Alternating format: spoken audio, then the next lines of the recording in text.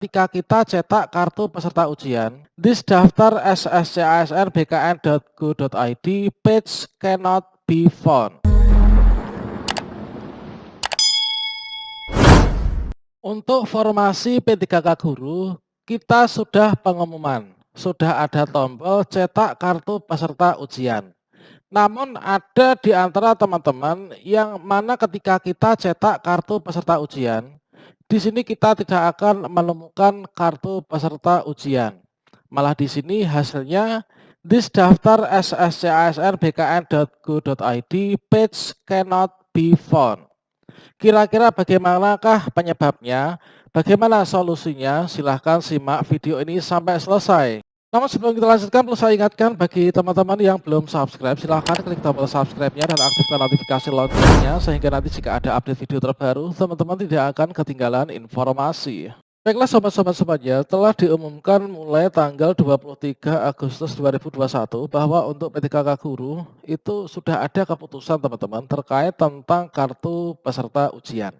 Yang mana untuk melihat dan juga mengunduh kartu peserta ujian, di sini kita bisa berkunjung ke SSCASN, kemudian kita login menggunakan akun kita masing-masing. Setelah kita masuk pada portal SSCASN, berikutnya di sini kita pilih login.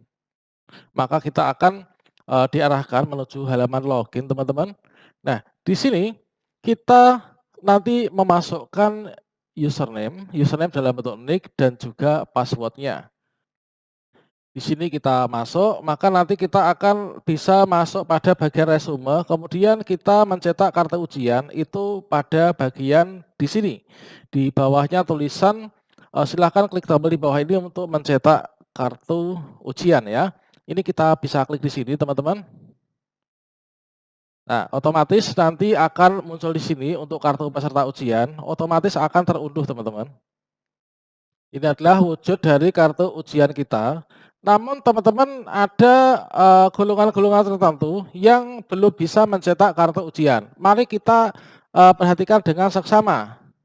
Di sini kita masuk ke akun dari kawan kita yang belum bisa cetak kartu ujian tadi teman-teman. Untuk yang sebelah kiri ini adalah tadi yang bisa cetak kartu ujian ya. Yang di sini yang belum bisa cetak kartu ujian, coba kita login dulu.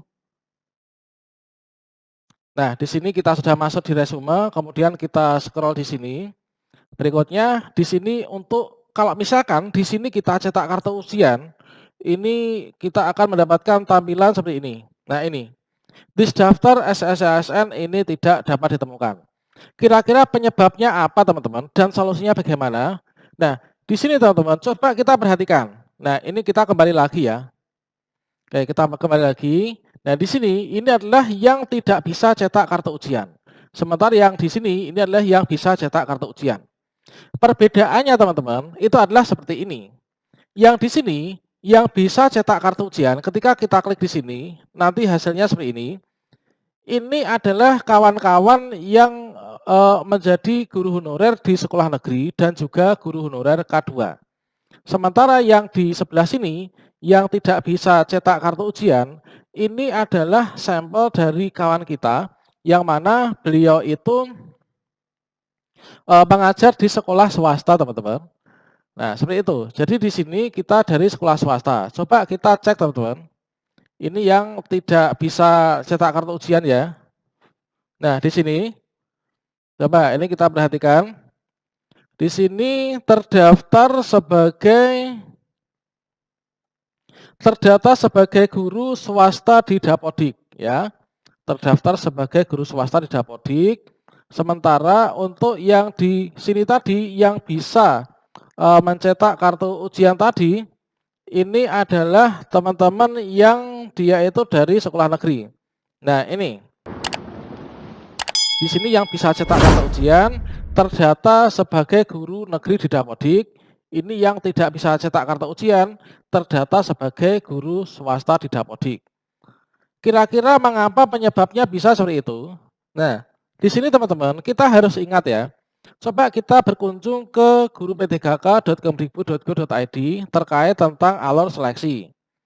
Nah, di sini teman-teman kita bisa lihat.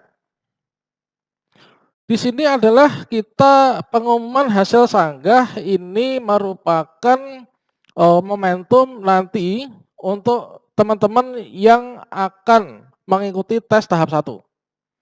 Jadi di sini kita waktunya cetak kartu ujian sambil menunggu jadwal ya, pelaksananya kapan. Untuk yang tes tahap 1 itu yang mengikuti itu adalah dari golongan 1 dan 2. Nah, yaitu guru yang terdaftar di sekolah negeri dan juga guru honorer kategori 2. Ini yang untuk tes tahap 1, teman-teman. Jadi wajar saja kalau misalkan guru honorer sekolah negeri dan K2 ini bisa cetak kartu ujian.